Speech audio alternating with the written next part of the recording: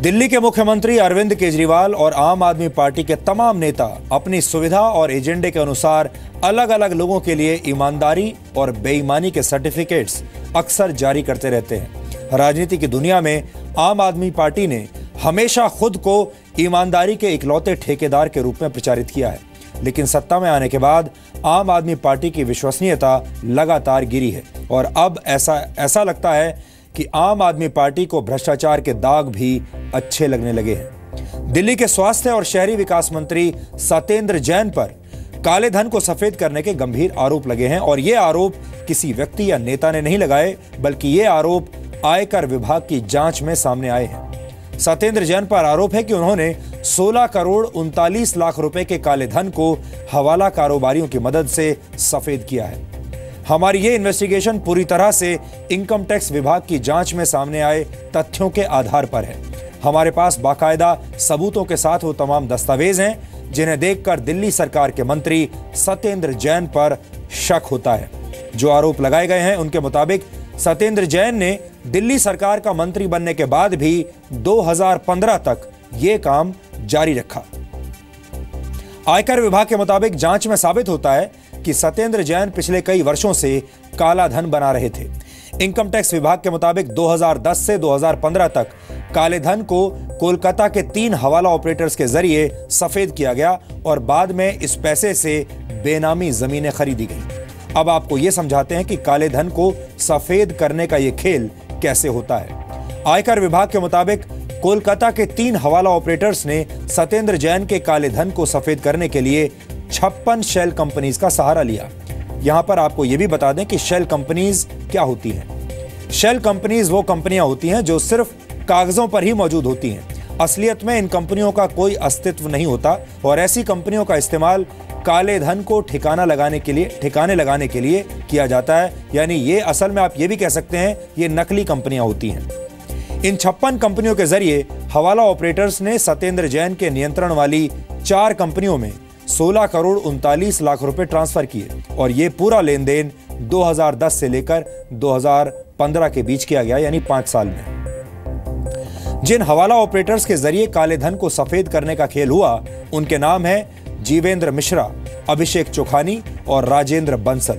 ये तीनों कोलकाता के रहने वाले हैं। इनकम टैक्स विभाग के दस्तावेजों के मुताबिक सत्येंद्र जैन हवाला के जरिए इन ऑपरेटर्स के पास अपना काला पैसा कैश में भिजवाते थे और ये हवाला कारोबारी सत्येंद्र जैन की कंपनियों के शेयर खरीदने के बदले में उन्हें चेक देते थे। आयकर विभाग को दिए गए अपने बयान में राजेंद्र बंसल नाम के हवाला ऑपरेटर ने कई बड़े खुलासे किए हैं। राजेंद्र बंसल ने अपने बयान में कहा है कि वो कैश लेकर सत्येंद्र जैन की कंपनियों के 10 रुपए की फेस वैल्यू वाले शेयर को 390 रुपए से लेकर 590 रुपए तक के प्रीमियम पर खरीदते थे और इस तरह से काले धन को सफेद कर दिया जाता था। जी न्यूज के पास हवाला कारोबारी राजेंद्र बंसल का वो पूरा बयान है जिसके बारे में हम आपको आगे बताएंगे। अपने इस बयान में राजेंद्र बंसल ने यह भी माना है कि कैश का लेन देन सत्येंद्र जैन के निर्देशों पर होता था और ये निर्देश सत्येंद्र जैन अपने मोबाइल फोन से देते थे। हवाला कारोबारी राजेंद्र बंसल के मुताबिक सत्येंद्र जैन ने मंत्री बनने के बाद भी ये काम जारी रखा था। बात सिर्फ यहीं पर खत्म नहीं होती।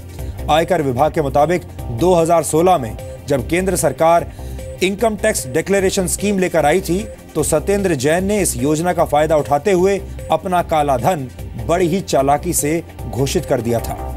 इनकम टैक्स विभाग के मुताबिक सत्येंद्र जैन की कंपनी के 2 कर्मचारियों ने 16 करोड़ 39 लाख की काली कमाई को अपना बताया है, जबकि इनकम टैक्स विभाग को पहले से ही अपनी जांच में यह पता चल गया था कि यह पैसा असल में कर्मचारियों का नहीं बल्कि खुद सत्येंद्र जैन का है।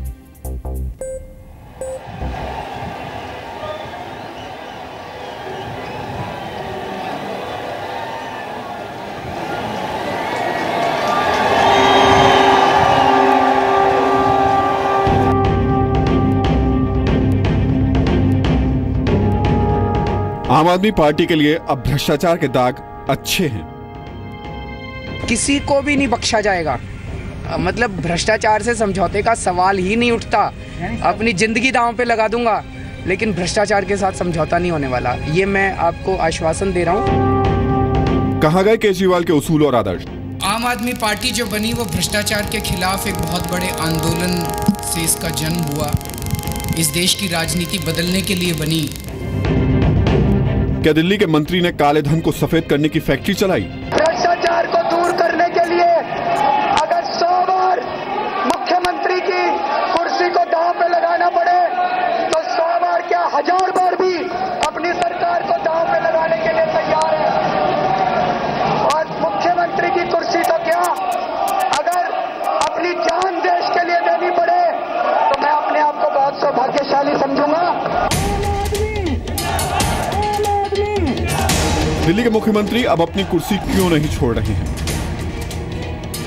भ्रष्टाचार के खिलाफ बड़े बड़े दावे करने वाले अरविंद केजरीवाल के मंत्री पर गंभीर आरोप लगे हैं, लेकिन केजरीवाल ने अभी तक अपने मंत्री के खिलाफ कोई एक्शन नहीं लिया है। आज परत दर परत दिल्ली के स्वास्थ्य एवं शहरी विकास मंत्री का कच्चा चिट्ठा खुलेगा और आपको पता चलेगा कि कैसे शहरी विकास मंत्री ने अपने विकास के लिए दिल्ली के लोगों के साथ धोखा किया।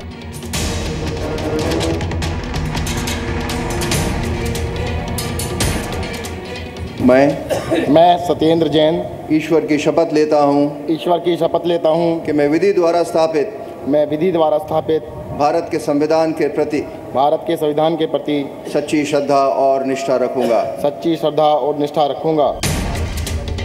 ये तब की तस्वीरें हैं जब सत्येंद्र जैन ने दिल्ली के मंत्री के तौर पर शपथ ली थी, लेकिन ये पूरा मामला समझने के लिए आपको 2010 में चलना पड़ेगा। उस वक्त सत्येंद्र जैन आम आदमी पार्टी के मंत्री नहीं बल्कि सिर्फ एक आम आदमी थे, लेकिन आज ईमानदारी की बीन बजाने वाले सत्येंद्र जैन उस वक्त कुछ ऐसा कर रहे थे जिससे शक पैदा होता है। कम से कम इनकम टैक्स विभाग के दस्तावेज तो यही बताते हैं। इनकम टैक्स विभाग ने जब 2010 से सत्येंद्र और उनकी कंपनी के खातों को खंगालना शुरू किया तो कई चौंकाने वाले खुलासे हुए। आयकर विभाग की जांच में पता चला कि कोलकाता के 3 हवाला ऑपरेटर्स के जरिए सत्येंद्र जैन की कंपनियों में 16 करोड़ 39 लाख की मनी लॉन्ड्रिंग की गई। 2010-11 में Indo metal impacts private limited को 6 करोड़ 42 लाख रुपए मनी लॉन्ड्रिंग के जरिए मिले। इसी तरह 2010-11 में अकिंचन डेवलपर्स प्राइवेट लिमिटेड को 1 करोड़ 83 लाख रुपए मिले। 2011-12 में Indo metal impacts private limited को 72 लाख रुपए। 2011-12 में प्रयास इन्फो सॉल्यूशन प्राइवेट लिमिटेड को 1 करोड़ 80 लाख रुपए। 2011-12 में अकिंचन डेवलपर्स प्राइवेट लिमिटेड को 1 करोड़ 1 लाख रुपए। 2015-16 में मंगलायतन प्रोजेक्ट्स प्राइवेट लिमिटेड को 1 करोड़ 90 लाख रुपए। 2015-16 में प्रयास इन्फो सॉल्यूशन प्राइवेट लिमिटेड को 69 लाख रुपए और 2015-16 में अकिंचन डेवलपर्स प्राइवेट लिमिटेड में 2 करोड़ 2 लाख रुपए की मनी लॉन्ड्रिंग की गई। इन कंपनियों में सत्येंद्र जैन डायरेक्टर थे, यानी मंत्री बनने के बाद भी सत्येंद्र जैन मनी लॉन्ड्रिंग कर रहे थे और ये सब हो रहा था कोलकाता के हवाला कारोबारियों के द्वारा। इनमें से एक हवाला ऑपरेटर का नाम है जीवेंद्र मिश्रा। इनकम टैक्स विभाग के पास जीवेंद्र मिश्रा के घर और दफ्तर के जो पते दर्ज हैं, उन पर जी न्यूज की टीम पहुंची तो हमें कोई नहीं मिला।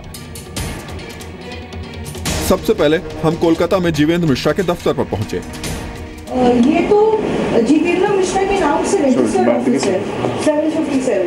तो वो क्या आपके कोई बिजनेस पार्टनर ये कोई है? तो आपने उनसे ले लिया ये वाला भाड़े पे, तो अभी भी भाड़ा उन्हीं को जाता है। आप कैसे जानते हैं उनको? मतलब आपके कोई रिलेटिव ही कुछ होते हैं? नहीं, डिस्टेंस से रिलेटिव। अच्छा, डिस्टेंस से रिलेटिव। और कितने दिनों से यहाँ पर ऑफिस है? तो मैडम आपके वही सब पूछ रहे हैं। हम लोग स्टोरी कर रहे हैं इसीलिए। स्टोरी कर रहे हैं हम लोग इसीलिए। स्टोरी? मैं जी न्यूज से हूँ। तो लेकिन ये तो रजिस्टर्ड हार्डवेयर के नाम से है। उसका ये बताइए। तो आप कितने दिन से यहाँ पर हैं? Almost year. उसके पहले वो यहाँ पर अपना काम कर रहे थे? नहीं, जब आप यहाँ पर काम शुरू किए तो ऑफिस बंद थी या वो काम कर रहे थे? बंद मिला था ना यहाँ से। इसके बाद हम जीवेंद्र मिश्रा के घर के उस पते पर पहुंचे जो इनकम टैक्स विभाग के दस्तावेजों में दर्ज है, लेकिन यहाँ भी केयरटेकर के अलावा और कोई नहीं मिला। वो जो जीवेंद्र मिश्रा है वो लास्ट कब यहाँ से निकला? 2 दिन पहले तो सब। अच्छा, अभी घर पे कोई नहीं है? नहीं, अभी काम कर रहे। तो वो गेट क्यों नहीं खोल रहे हैं? उसको मना किया होगा। अभी बाहर का कोई आदमी आ गया घुस जाएगा तो। अरे घुस कैसे जाएगा? उसको बस ये दरवाजा खोल के बात करना है। कोई आएगा तो गेट खोलने के लिए मना किया है। तो सब नया है, सेंटर से आया है। अब आपको आसान भाषा में समझाते हैं कि सत्येंद्र जैन ने ये पूरा कारोबार कैसे किया। अगर गवर्नमेंट चाहती है, अगर जब भी कभी, जैसे बेनामी एक्ट अभी बनाया इस गवर्नमेंट ने, मतलब अमेंडमेंट करके उसको पूरी तरीके से, तो उसमें वो केस क्यों नहीं बनाती, आगे क्यों नहीं बढ़ाती? जब नाम आते हैं तो क्यों नहीं आईपीसी के तहत भी केस फाइल कर सकते? सपोज आज एक what is a forced transaction, forced transactions, अगर आपने लगता है कि मैंने प्रॉपर्टी एक खरीदी हुई है मेरे नाम से, जबकि मेरी 2000 रुपये की तनख्वाह है, जबकि वो प्रॉपर्टी दूसरे इंसान की है, तो क्यों नहीं हम इसके अंदर केस बुक करते? क्यों नहीं हमारी जितनी एजेंसीज़ हैं वो उस पर वर्क करती है? और दूसरा, इसके साथ साथ हम उसके करप्शन के पहलू को भी इन डेप्थ क्यों नहीं इन्वेस्टिगेट करते? सारी एजेंसियों को तालमेल मिला के काम करना चाहिए। अगर हमारे यहाँ ये ऐसा केस नहीं है कि ये ऐसे सेटल हो सकता है, लेकिन अगर गवर्नमेंट ने ऐसे दरवाजे खोल दिए और गवर्नमेंट ही चाहती है, गवर्नमेंट प्रोसिक्यूशन लॉन्च करे, क्यों नहीं करती है? गवर्नमेंट इमीडिएटली प्रोसिक्यूशन लॉन्च करे इनकम टैक्स एक्ट में, क्यों नहीं करती? इनकम टैक्स एक्ट का प्रोसिक्यूशन है, दूसरे एक्ट के प्रोसिक्यूशन है। अगर इन्होंने इन्वेस्टिगेशन आज तक चल रही है, I do not know exactly क्या स्टेज है, आई डू नॉट नो और क्या क्या दस्तावेज हैं। आई एम श्योर जब इतने डॉक्यूमेंट सामने आए तो काफ़ी दस्तावेज रहे भी होंगे जो मीडिया में न्यूज़ भी आती है, लेकिन गवर्नमेंट के अपने विंग ही काम नहीं करते हैं। इस तरह से दस्तावेज और जो एविडेंस हमारे सामने इस समय हैं, अगर आप उनको पढ़ें और डिटेल में देखें तो ये बहुत सोची समझी एक कार्रवाई है। ये अपने आप या गलती से हुआ हुआ कार्रवाई नहीं है, क्योंकि इसमें हर कदम पे बहुत सारे प्रिकॉशंस लेने की कोशिश की गई है, बहुत सारे ऐसे कार्रवाई की गई हैं जो बगैर प्लानिंग के नहीं हो सकती। तो ये कहना कि गलती हो गई, अगर एक आधी एंट्री होती तो मैं गलती मान लेता, लेकिन जिस तरह से ये पूरा नेटवर्क बना है और जिस तरह से कार्रवाइयाँ हुई हैं, ये बाय डिफ़ॉल्ट या बाय मिस्टेक नहीं हो सकता। ये एक पूरा प्लान है और उसके तहत जो भी ये हमारे सामने ट्रांजैक्शंस और कार्रवाई दिख रही है और जो नोटिसेस इशू हुए हैं सरकारी डिपार्टमेंट्स की तरफ से, ये बिल्कुल सही है और इसकी डिटेल में जाना चाहिए। लेकिन दिल्ली सरकार के आरोपी मंत्री सत्येंद्र जैन इन तमाम आरोपों से इनकार कर रहे हैं। कुछ दिन पहले सत्येंद्र जैन ने यह कहा था कि उनके ऊपर लगाए गए तमाम आरोप बेबुनियाद हैं। ऐसा कुछ नहीं है कि पता नहीं क्या दिखाते रहते हैं। तो जो मनी लॉन्ड्रिंग और हवाला ट्रांजैक्शन के जो आपके अगेंस्ट चार्जेस हैं, वो कैसे आप उनको डिफेंड करेंगे? कोई है ही नहीं ना, ऐसे आप कुछ भी दिखा दीजिएगा। जैसा नोटिस क्या है, किस मामले में? नोटिस ये है, कुछ कंपनीज की रीअसेसमेंट हो रही है। उन कंपनी में मेरी इन्वेस्टमेंट थी, जब मैं कहते 4 साल पहले 5 साल पहले की इन्वेस्टमेंट थी, उसके बारे में पूछना चाहते होंगे तो बता देंगे इसमें क्या। 4 कंपनियों से कोई कनेक्शन है जैन साहब आपका अभी? जी हाँ, मैंने इन्वेस्टमेंट की थी, अभी कोई कनेक्शन नहीं है। हाँ। जब मैंने पहली बार इलेक्शन लड़ा था तो उन कंपनियों से मैं अलग हो गया था, मेरा अभी कोई कनेक्शन नहीं। लेकिन आज जब हमने सत्येंद्र जैन से संपर्क करने की कोशिश की तो उन्होंने इस मुद्दे पर हमसे बात करने से इनकार कर दिया। इनकम टैक्स विभाग के दस्तावेजों के मुताबिक सत्येंद्र जैन ने हवाला ऑपरेटर्स के जरिए मनी लॉन्ड्रिंग की। आज 29 मार्च 2017 को हमने इस पर सत्येंद्र जैन से जवाब मांगने की कोशिश की। उन्हें कई बार फ़ोन किया लेकिन उन्होंने फ़ोन नहीं उठाया। उसके बाद दिल्ली सचिवालय में उनके ऑफिस में भी हमने उनसे मिलने की कोशिश की, लेकिन उनके स्टाफ ने हमें ये बताया कि वो इस मामले में बात नहीं करना चाहते हैं। कुल मिलाकर सत्येंद्र जैन अब मीडिया से मुंह चुरा रहे हैं। यहाँ सवाल भ्रष्टाचार मुक्त भारत की बात करने वाले अरविंद केजरीवाल पर भी उठते हैं। आपको याद होगा, दिल्ली में चुनाव से पहले अरविंद केजरीवाल ने बड़े बड़े दावे किए थे। ये भी कहा था कि वो उस व्यक्ति को टिकट देंगे जो पूरी तरह से ईमानदार होगा। लेकिन अब केजरीवाल के ईमानदारी, नैतिकता और उसूलों वाले बड़े बड़े दावे और डायलॉग्स पुराने हो गए हैं। एक कैंडिडेट स्क्रीनिंग कमेटी बनाई गई थी। इन्होंने अभी पिछले जितने 106 लोगों ने अप्लाई किया था उनको इंटरव्यू किया और इनकी कमेटी का मकसद ये था कि जितने लोग ऐसे जिन्होंने अप्लाई किया है उनके ऊपर किसी तरह की कोई क्रिमिनल केस तो नहीं है, कोई आरोप तो नहीं है, उन्होंने उनकी छवि कैसी है उस इलाके के अंदर, इसकी भी तहकीकात कराई। हमारी पार्टी ये चाहती है कि दागी लोग राजनीति में ना आए, क्योंकि अगर दागी लोग राजनीति में आएंगे, अगर ऐसा व्यक्ति संसद में जाके बैठेगा, विधानसभा में जाके बैठेगा जिसने बलात्कार किया है, तो फिर वो बलात्कार के खिलाफ कानून कैसे बनाएगा? अगर ऐसा व्यक्ति जाके बैठेगा जिसने भ्रष्टाचार किया है, तो भ्रष्टाचार के खिलाफ कानून कैसे बनाएगा? तो हम लोग ये चाहते हैं कि राजनीति स्वच्छ और साफ हो। सिर्फ 2 साल के शासनकाल में ही अरविंद केजरीवाल को अपने कई मंत्रियों को हटाना पड़ा।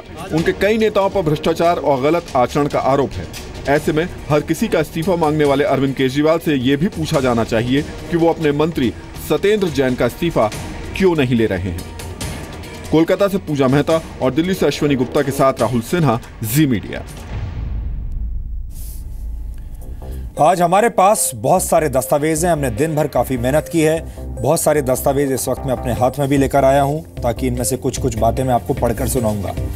हमारी टीम ने इस मामले की पूरी इन्वेस्टिगेशन की और अपनी इन्वेस्टिगेशन में हमें बहुत सारी चौंकाने वाली जानकारियां मिली। हमारे पास इस समय वो तमाम दस्तावेज हैं जिनके आधार पर इनकम टैक्स विभाग सत्येंद्र जैन के खिलाफ कार्रवाई कर रहा है। सबसे पहले हम आपको ये बताते हैं कि कैसे हवाला कारोबारियों ने सत्येंद्र जैन की कंपनियों में कम वैल्यू के शेयर ज्यादा दाम में खरीदे। ये बहुत पुराना फॉर्मूला है और जब भी काले धन को सफेद करना होता है, इसी तरह शेल कंपनीज बनाकर ऊंचे दामों पर शेयर्स को खरीदा जाता है। सत्येंद्र जैन की एक कंपनी है जिसका नाम है अकिंचन डेवलपर्स प्राइवेट लिमिटेड। इस कंपनी ने वर्ष 2012 और 13 में सिर्फ 2,774 रुपए की इनकम दिखाई थी। अब फिर से सुन लीजिए ध्यान से। इस कंपनी ने अपनी एक साल की आय 2012 और 2013 में एक साल की आय 2,774 रुपए की दिखाई थी। इसके बाद इस कंपनी ने 25,250 इक्विटी शेयर कोलकाता की 4 शेल कंपनीज को दिए और इनमें से हर एक शेयर की कीमत 400 रुपए थी, जिसमें एक शेयर की फेस वैल्यू 10 रुपए थी, जबकि हर एक शेयर पर 390 रुपए का प्रीमियम था। अब सोचिए, जिस कंपनी की आय 2,000 रुपए हो, उस पर किस चीज का प्रीमियम। यानी जिस कंपनी को एक साल में सिर्फ 2,774 रुपए की कमाई होती है, उसका एक शेयर 400 रुपए में बिकता है, जो कि असंभव है। इनकम टैक्स विभाग का मानना है कि इस कंपनी में कोलकाता की कंपनियों द्वारा काला धन ट्रांसफर किया गया था, ताकि उस ब्लैक मनी को व्हाइट किया जा सके। मेरे पास इस वक्त कुछ पेपर्स हैं जो मैं आपको दिखाना चाहता हूं। ये देखिए, ये अकिंचन डेवलपर्स प्राइवेट लिमिटेड के पेपर्स हैं, जहां पर जो इन्वेस्टिगेशन की इनकम टैक्स विभाग ने, और यहां पर साफ लिखा है कि during year under consideration the SSC issued and allotted 40,250 equity shares to individuals and companies. आगे चल के लिखा है, on premium for an issue price of ₹400 per share. 390 रुपए का शेयर प्रीमियम है। और इसमें खास बात एक ये भी है जो यहां पर आपको जाननी चाहिए, जिसमें लिखा है कि इस कंपनी में डमी डायरेक्टर्स बनाए गए थे और डमी डायरेक्टर्स की पूरी लिस्ट यहां पर लिखी है। It was stated that these persons who had lend their name for directorship in lieu of some remuneration which he had provided to them from time to time। और dummy directors की ये list है, यानी ये लोग अपना नाम directors के रूप में इसमें डलवाने के लिए इसलिए शामिल हो गए ताकि उन्हें इसके बदले में कुछ पैसा मिलता रहे, और इन लोगों को कंपनी में डायरेक्टर बना दिया गया। इसी तरह एक और कंपनी है जिसका नाम है प्रयास इन्फो सॉल्यूशंस प्राइवेट लिमिटेड। इस कंपनी ने भी वर्ष 2012 और 13 में सिर्फ 15,392 रुपए की कमाई दिखाई थी, और फिर कोलकाता की 9 शेल कंपनियों ने इस कंपनी के 90,000 शेयर 200 रुपए प्रति शेयर के हिसाब से खरीद लिए, जिसमें एक शेयर की फेस वैल्यू 10 रुपए थी, जबकि हर एक शेयर पर 190 रुपए का प्रीमियम था। इसके कागज भी आप देख लीजिए, ये इसके कागज हैं, और यहां पर भी वही बात लिखी हुई है, 190 रुपए एज शेयर प्रीमियम, और उसके बाद ऊंचे दामों पर यह बेचा गया। The assessee company filed return of income for 2012 and 13 declaring an income of 15,392 रुपए, यानी पूरे साल की जो इनकम है 15,392 रुपए है। और जो कंपनी कोलकाता की है उसके बारे में भी फिर वही बात, डमी डायरेक्टर्स हैं, और डमी डायरेक्टर्स को अगर आप देखें तो वही बात कही गई है कि डमी डायरेक्टर्स को पैसा दिया गया और वो इस बात के लिए तैयार हो गए कि आप हमारा नाम डायरेक्टर्स के रूप में इस्तेमाल कर सकते हैं। यहां पर भी लंबी लिस्ट है डमी डायरेक्टर्स की, और इन दोनों को अगर आप मिलाएं तो आपको पता लगेगा कि ये दोनों डमी डायरेक्टर्स जो यहां पर हैं, सेम डमी डायरेक्टर्स हैं जो कि दोनों कंपनियों में हैं। और ये सारे डमी डायरेक्टर्स ऐसे हैं जो इन दस्तावेजों में लिखा है कि उनको पैसा दिया गया इन कंपनियों में डायरेक्टर बनने के लिए। अब हम आपको उन 2 हवाला कारोबारियों के बयानों के बारे में बताते हैं जो उन्होंने इनकम टैक्स विभाग को दिए थे। आयकर विभाग को दिए अपने बयानों में इन हवाला कारोबारियों ने यह साफ तौर पर बताया था कि उन्हें सत्येंद्र जैन से सीधे निर्देश मिलते थे। यानी इन हवाला कारोबारियों ने सत्येंद्र जैन का नाम लिया है अपने बयानों में।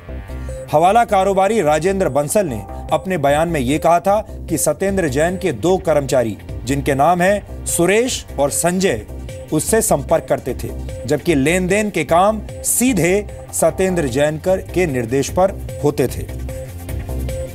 और उनका एक बयान मैं आपको पढ़कर सुनाता हूं। यह राजेंद्र बंसल का स्टेटमेंट है, स्टेटमेंट ऑफ राजेंद्र बंसल। देखिए, उन्होंने लिखा है, I have provided accommodation entry of bogus share capital and premium through the companies of myself, Abhishek Chokhani and Jivendra Mishra, being all entry operators. Shri Satyendra Jain happens to be the key person related to these above mentioned companies. और फिर सारी companies के details लिखे हुए हैं और ये ऊपर भी आप देख सकते हैं, उन्हीं कंपनियों के नाम हैं। ये प्रयास इन्फो सॉल्यूशंस, उसके बाद अकिंचन डेवलपर्स और मंगलायतन प्रोजेक्ट्स प्राइवेट लिमिटेड और इंडो मेटल्स प्राइवेट लिमिटेड। हमारे पास एक और हवाला कारोबारी जीवेंद्र मिश्रा का भी बयान है, जो उसने इनकम टैक्स विभाग को दिया था। इस बयान में जीवेंद्र मिश्रा ने भी यही बताया कि सत्येंद्र जैन की कंपनी के कर्मचारी सुरेश और संजय उससे संपर्क करते थे। यहां पर ध्यान देने वाली बात यह है कि ये तमाम हवाला कारोबारी 2 ही नाम ले रहे हैं, सुरेश और संजय। चाहे कारोबारी कोई भी हो, नाम वो सुरेश और संजय का ही ले रहा है और ये कह रहा है कि सुरेश और संजय सत्येंद्र जैन की कंपनी में कर्मचारी थे। अब ये क्या कहते हैं, मैं आपको पढ़कर बताता हूं।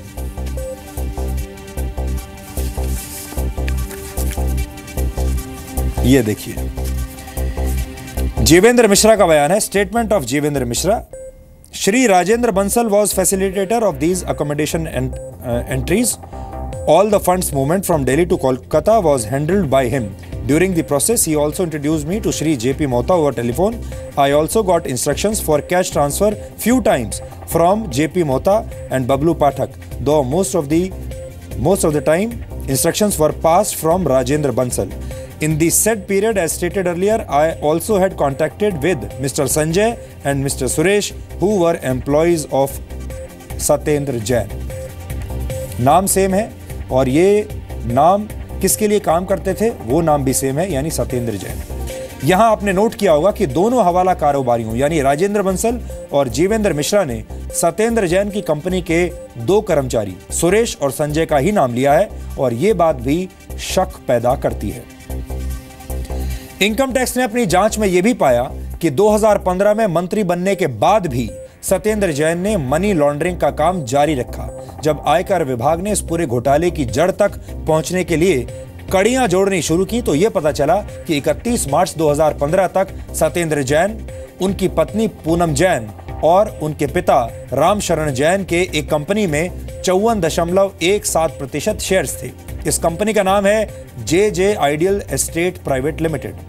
आयकर विभाग को यह भी पता चला कि JJ ideal estate private limited और सत्येंद्र जैन के पिता के पास मंगलायतन प्रोजेक्ट्स प्राइवेट लिमिटेड नामक एक और कंपनी के 44.23% शेयर्स थे।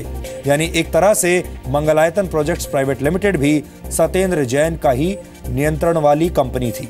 और चौंकाने वाली बात यह है कि 2015 और 16 में मंगलायतन प्रोजेक्ट्स प्राइवेट लिमिटेड में 1,90,00,000 रुपए मनी लॉन्ड्रिंग के जरिए आए थे। सत्येंद्र जैन और उनकी पत्नी पूनम जैन CPWD यानी सेंट्रल पब्लिक वर्क्स डिपार्टमेंट में नौकरी किया करते थे।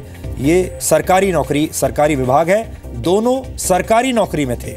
और अब सत्येंद्र जैन दिल्ली सरकार में मंत्री हैं। यानी इससे पहले सत्येंद्र जैन सरकारी कर्मचारी थे और अब वो दिल्ली सरकार में मंत्री हैं। लेकिन उनके ये कारनामे मंत्री बनने से पहले के हैं। काफी पैसा उनके मंत्री बनने से पहले ट्रांसफर हुआ है।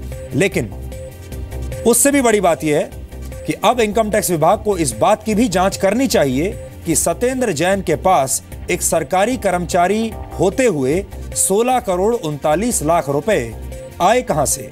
अगर वो एक सरकारी कर्मचारी हैं तो 16,39,00,000 रुपए कहां से आए। हमारे बहुत सारे दर्शक इस समय ऐसे होंगे जो कि कहीं ना कहीं नौकरी करते होंगे, सरकारी कर्मचारी होंगे या किसी प्राइवेट कंपनी में भी काम करते होंगे, और वो सब ये जानते होंगे कि 16 करोड़ रुपए ईमानदारी से कमाना कितना मुश्किल काम है और 16 करोड़ रुपए कैसे आते हैं। इस कहानी में बेनामी संपत्ति वाला एक अध्याय भी है जिसके बारे में हम आपको कल बताएंगे।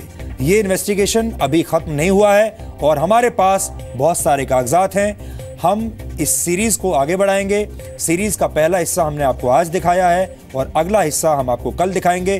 कल हम आपको ये बताएंगे कि इस पैसे से कैसे सत्येंद्र जैन बेनामी प्रॉपर्टीज खरीदा करते थे।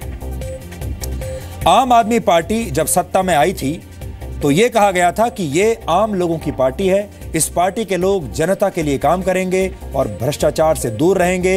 इस पार्टी में आम लोग ही नेता बनेंगे।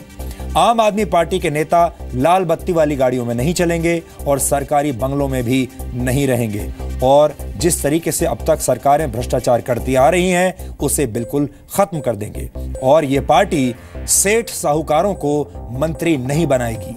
लेकिन सत्ता में आने के बाद केजरीवाल और उनकी पूरी टीम ने यू टर्न ले लिया। कैसे कैसे लोगों को मंत्री बनाया है अभी हमने आपको बता दिया। दिल्ली के स्वास्थ्य मंत्री सत्येंद्र जैन, उनके पास 16 करोड़ रुपए से ज्यादा का हिसाब तो अभी हमने आपको बता दिया, हो सकता है इससे भी कहीं ज्यादा का पैसा होगा। सवाल यह है कि उसूलों और आदर्शों की बात करने वाले केजरीवाल अब इस मुद्दे पर चुप क्यों बैठे हैं? उन्होंने इस मंत्री को अभी तक हटाया क्यों नहीं? सत्येंद्र जैन अगर किसी दूसरी पार्टी में होते तो अब तक अरविंद केजरीवाल उन्हें हटाने की मांग पर खुद धरने पर बैठ गए होते, लेकिन क्योंकि ये उनकी पार्टी के नेता हैं, उनके अपने मंत्री हैं, इसलिए अरविंद केजरीवाल आंख बंद करके बैठे हैं।